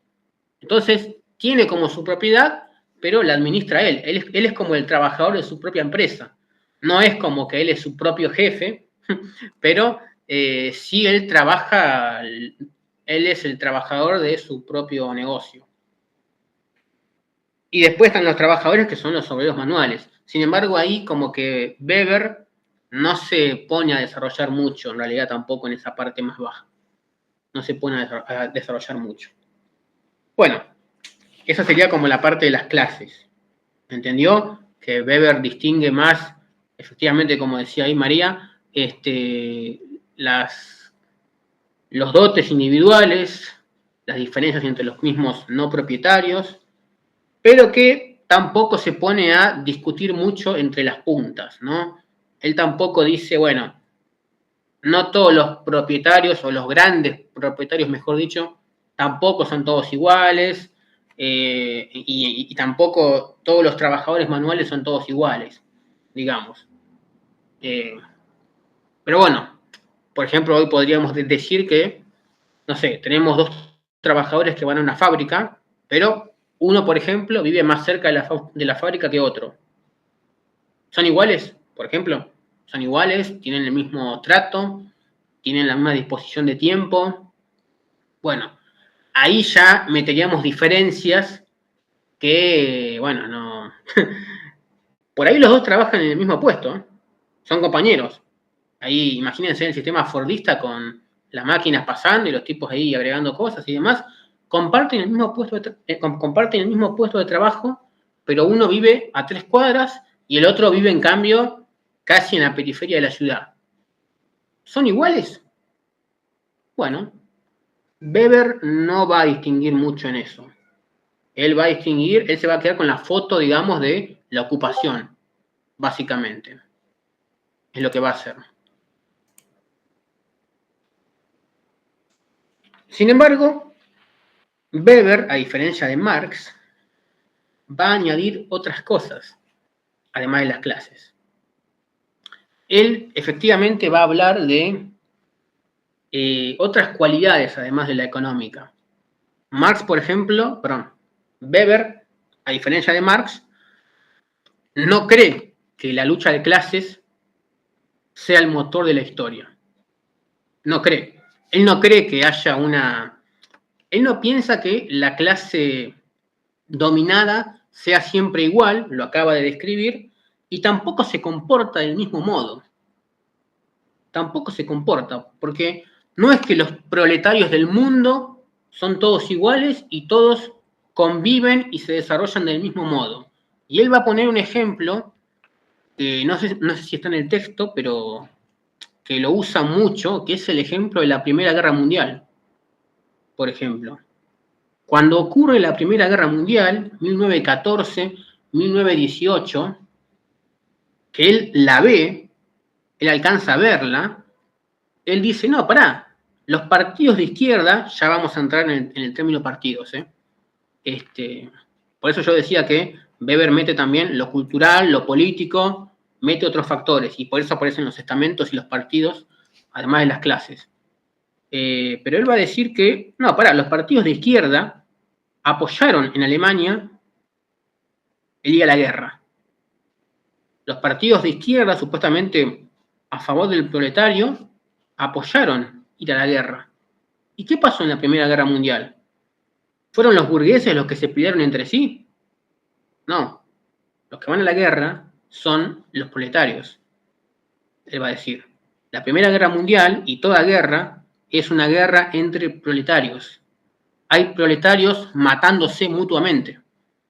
Entonces, Weber va a decir, no es que los proletarios se unen tan fácilmente, no es que todos se organizan porque sí y eso se expande con rapidez. Él va a decir, hay otros factores en juego, como por ejemplo los factores políticos. Y él va a decir que la Primera Guerra Mundial no fue una guerra económica, fue una guerra política. Marx te diría, bueno, pero había factores económicos. Seguramente habría factores económicos que llevaron a los políticos a ir a la guerra. Bueno, eso seguramente es lo que Marx le habría respondido a Weber si hubieran coexistido, pero no fue así. Si bien Weber lee a Marx y de hecho habla de él, pero bueno, dice que la Primera Guerra Mundial fue un conflicto político y no económico. En cambio, Marx decía que todo conflicto era económico. Ahí vemos, por ejemplo, un ejemplo práctico de la diferencia entre Marx y Weber. O, mejor dicho, la diferencia que Weber tiene con Marx. Porque Marx nunca habló con Weber, así que diferencias no tenía Marx con Weber. Solamente Weber hablando de Marx, y por eso dice lo que dice. Bueno, eso para las clases. Vamos a los estamentos y partidos, porque ya son 40. y nos vamos a ir apurando un poquito. Por lo menos para cerrar con esto, que me parece que es lo más engorroso. Ya después, insisto, una vez que salgamos de esto, van a ver que todo se alivia. De hecho, yo leí los otros textos y me parecieron bastante más alegres, más tranquilos. Hay ejemplos para educación física que van a poder ver, como por ejemplo el texto de Durkheim, donde se habla un poco de esto también de la educación, y bueno, que son más accesibles para ustedes. Inclusive para mí, o sea, para mí esto también es bastante engorroso por momentos, y fíjense que me tomó casi 1 hora 40 explicar todo esto de manera así. Después igual yo por ahí lo puedo repasar otro día, y capaz que cuando lo repase lo diga de manera más sintética y se entiende igual, así que tranquilos. Vamos con los estamentos y los partidos. ¿Qué son los estamentos? Bueno, los estamentos se basa, digamos, en algo así como el prestigio social. Ahí mete el prestigio, fíjense, esto de que, no, pará, no somos todos iguales. Además del factor económico, hay un factor prestigioso que nos separa, básicamente. Las clases se definen por un grupo de individuos que comparten una misma situación de mercado. En cambio, lo estamental viene de estatus. Viene de ya una imagen que uno tiene en base a los otros. Eso es lo que tiene. Es un elemento más subjetivo, por así decirlo. Por eso es un poco interesante. No, yo soy de tal grupo social, yo soy un tipo de la élite, por ejemplo. Bueno, ¿qué es la élite, por ejemplo, no? Pertenecer a la sociedad rural me da más prestigio que a otros. Pertenecer al Club Leones me da más prestigio que otros. Ir al club del golf tal me da más prestigio que otros. Bueno, de vuelta, es mucho más subjetivo. Tengo contactos, conozco gente, soy amigo del fiscal tal y del juez tal, ceno con el presidente una vez al mes. De vuelta, acá nos metemos en un aspecto mucho más subjetivo. Voy a leer directamente lo que dice acá el texto, que es que la situación estamental de las personas se basa en las evaluaciones que los demás hacen de él y de su posición social. O sea, uno no decide en qué estamento está. Es como que la sociedad te mete en cierto estamento, atribuyéndole alguna forma de consideración o de prestigio. Hay una frase muy buena que es que nosotros somos, nuestra vida tiene sentido en base a los ojos de los demás. Nuestra vida se define por lo que los otros opinen de nuestro accionar. Bueno, acá el estamento iría más o menos por esa idea. De vuelta, son personas que comparten un estatus, las clases son personas que comparten una misma situación de mercado, pero acá hablamos de un estatus.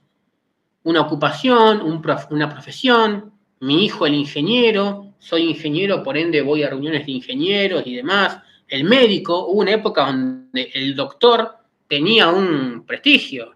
Acá no sé si hay gente grande o demás, pero el doctor era como, escuchá, mi hijo es abogado, va a juicios y demás, recibe casos tremendos, mi hijo es policía, nos cuida, nos protege. Son profesiones que, bueno, te van dando un cierto estatus que te diferencia del resto. Y generalmente se da una particularidad, que es que aquellos que pertenecen a un mismo estamento suelen tener una vida similar, podemos decir. A diferencia de lo que ocurre con las clases, donde podemos identificarlas de manera quizás bastante visible, en los estatus, bueno, es un poco más complicado, porque si uno no es abogado, no va a poder entrar a ese mundo, digamos, y le va a costar describirlo. O sea, si yo quiero saber cómo es el mundo de los ingenieros, tengo que ser ingeniero. O a lo sumo, preguntarle a un ingeniero cómo es ese mundo. Es decir, me cuesta mucho más acceder, pero mucho más acceder porque encima son lugares cerrados, son clubes, ¿viste? Entonces ahí aparecen las diferencias con el tema de las clases. Las clases, en cambio, es más visible porque la economía mueve el mundo, así que yo me desarrollo, yo trabajo, así que al trabajar, de alguna forma voy a estar en algún grupo. Yo, si tengo un trabajo, voy a ser parte de los de cuello blanco, voy a ser parte de una pequeña burguesía o voy a ser un obrero manual. No hay mucha chance. En cambio, con los estamentos es un poco más complicado. También, bueno, los estamentos tienen influencia política, porque pueden servir como un grupo de presión, la sociedad rural, los industriales, el grupo de, no sé, de intelectuales de tal, ¿viste? Carta Abierta, por ejemplo, para nombrar un caso en Argentina, un grupo de periodistas, el sindicato de periodistas, hay, bueno, varios ejemplos que podríamos nombrar. Sin embargo, también hay algo que hay que tener en cuenta, que es que no necesariamente, esto es muy importante, no necesariamente los estamentos tienen que ser iguales a las clases. Es decir, yo puedo ser parte de una clase y estar en un estamento con alguien que es de otra clase. Por ejemplo, esto puede pasar. Y también puede pasar que algunos pertenezcan a la misma clase, pero no al mismo estamento. Esto que yo nombraba antes de que, bueno, dos trabajadores están en el mismo puesto, ¿son iguales como tal? Y por ahí uno, no sé, vive más cerca de la empresa o de la fábrica, por lo cual tiene un tiempo libre. Y capaz en ese tiempo libre se dedica a leer. Lee, y eso le permite, bueno, estar en el centro, tiene más posibilidades. Puede meterse a un club de lectura y hacerse de amigos. A un club de lectura puede ir gente de clase alta, o sea, estoy hablando en términos actuales, ¿no? Pero que se entienda, puede ir gente, vamos a usar el lenguaje del autor, ¿no? Puede haber propietarios, puede haber comerciantes, intelectuales, y yo puedo ser un trabajador manual. Sin embargo, me gusta la lectura, voy a ese club de lectura y me encuentro con gente de todo tipo. O puedo ir a un club de ajedrez, también, y jugar una partida. También las edades pueden variar un poco. Es como que no hay tanta homogeneidad. De vuelta, Weber ve que la sociedad no es igual. Hay mucha heterogeneidad en la sociedad y por eso hace estas divisiones entre clases, estamentos y partidos. Bueno, esto es, para decirlo muy por arriba, el tema de los estamentos, pero que se entiende, ¿no? ¿Se entiende la parte de los estamentos? ¿Alguna pregunta, algún comentario, algún ejemplo que quieran dar? Pueden hacerlo. Es como más fácil que las clases, porque con los estamentos podemos dar ejemplos actuales. Y al dar ejemplos actuales como que se entiende, ¿no? No sé, acá en La Plata, por ejemplo, bueno, alguien puede, no sé, estar en un club de fútbol, por ejemplo, puede ir a, no sé, hay ciertas actividades que dan los clubes, gimnasia, estudiantes, y ahí uno puede conocer gente que capaz es de otra clase, pero las conoces igual, te puedes hacer amigo de esa persona también. No sé, ¿se entiende ese punto?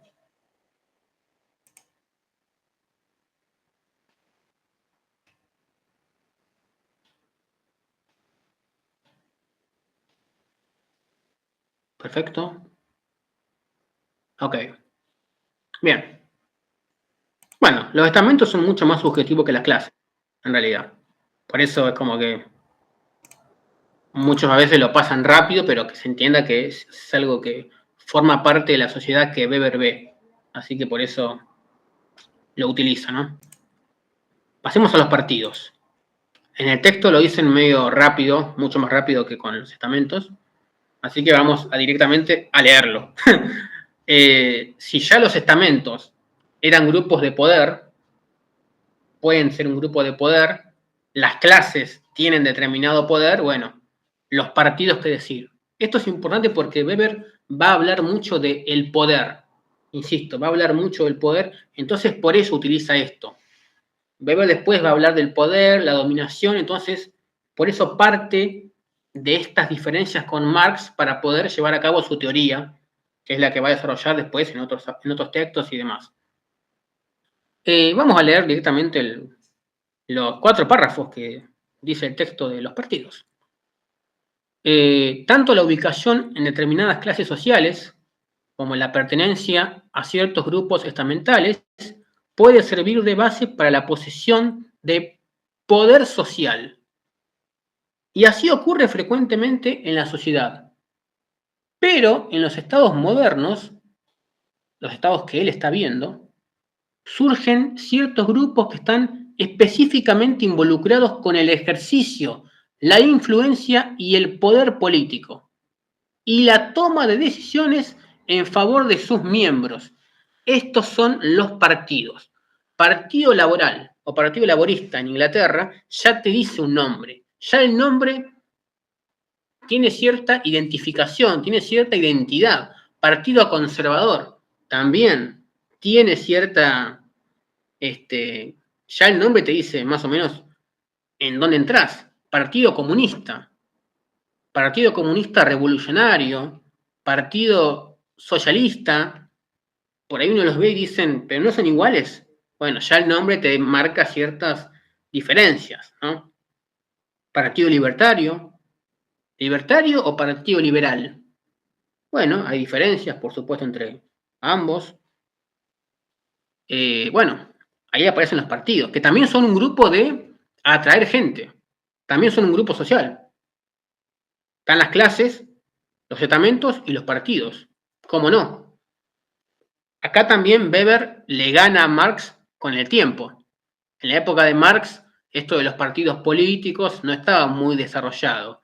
El sistema republicano por excelencia eran los Estados Unidos, pero en la Europa que él vivía, la monarquía todavía subsistía.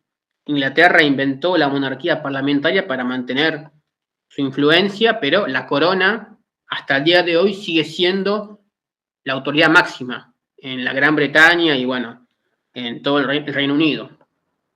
Ya el nombre Reino Unido habla de un rey, de una figura.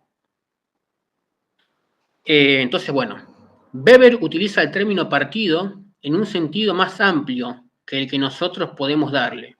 No solo comprende los grandes partidos políticos de masas de las democracias occidentales, sino también los grupos de interés y de presión e incluso las asociaciones profesionales. Acá en la Argentina, por ejemplo, la sociedad rural es el ejemplo clásico.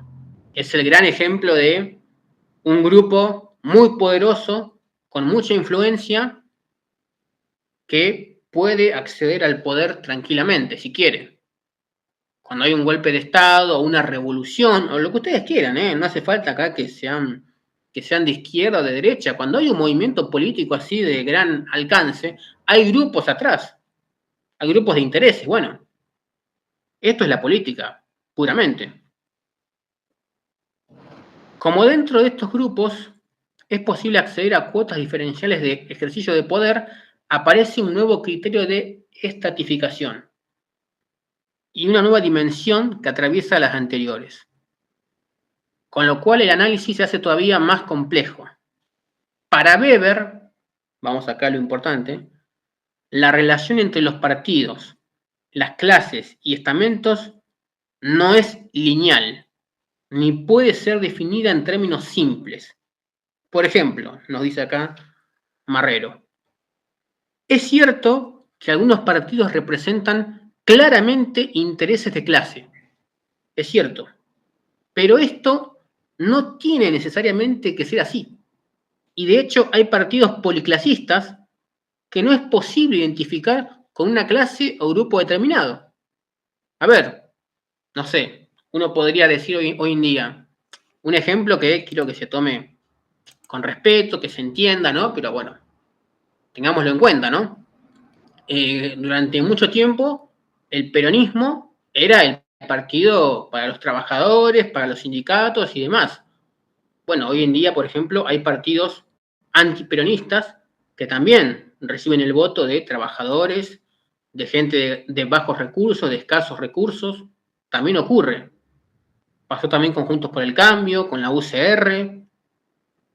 Puede pasar. Es decir, no necesariamente yo pongo partido peronista y me van a votar solamente los peronistas. No. En un balotaje, por ejemplo, me vota gente que, por ejemplo, capaz no está muy de acuerdo conmigo, pero me prefiere a mí antes que al otro candidato. Y bueno, ahora, ese que me vota porque cree en mí, me vota porque se siente identificado conmigo, no necesariamente. No es todo tan obvio como pasa en la sociedad. Ustedes se darán cuenta, no todo es lo que parece.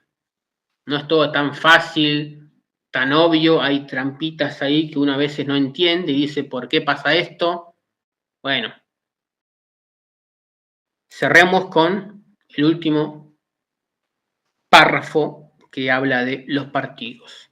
Pero también es verdad que en una sociedad, en especial en las posiciones elevadas, las mismas personas suelen tener un grado similar de poder económico, de prestigio social y de poder político, ya que la posesión de uno solo de esos factores ayuda a obtener y a conservar otros.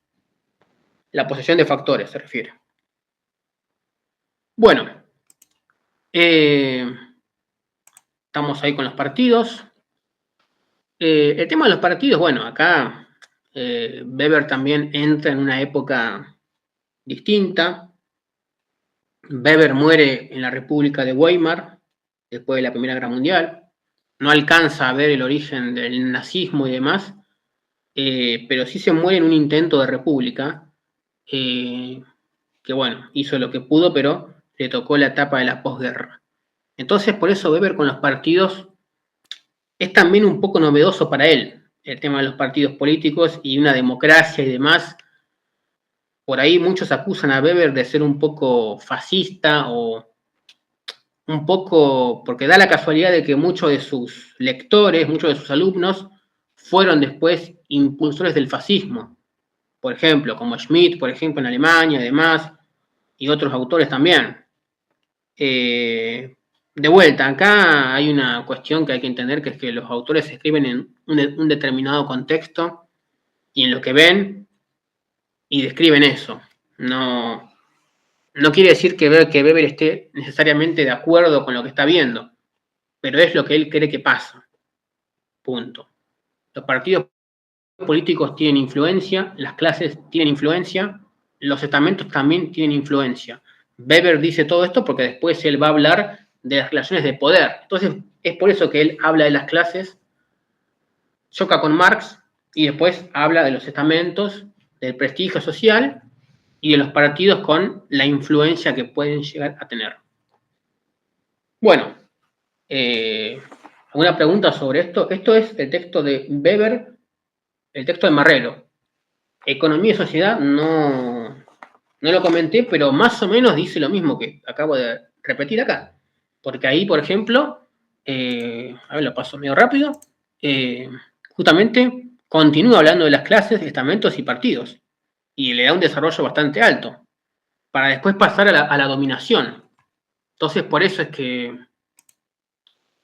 Weber explica estos temas, porque le sirven para su gran teoría que es la dominación, y explicar el sistema político que él ve y que él cree al cual se debería ir más adelante. ¿Alguna pregunta sobre partidos, estamentos? ¿Algo que no se ha quedado claro? Pueden preguntar tranquilamente. Pueden hacer algún comentario acá. Lo que tengan dudas, lo que sea.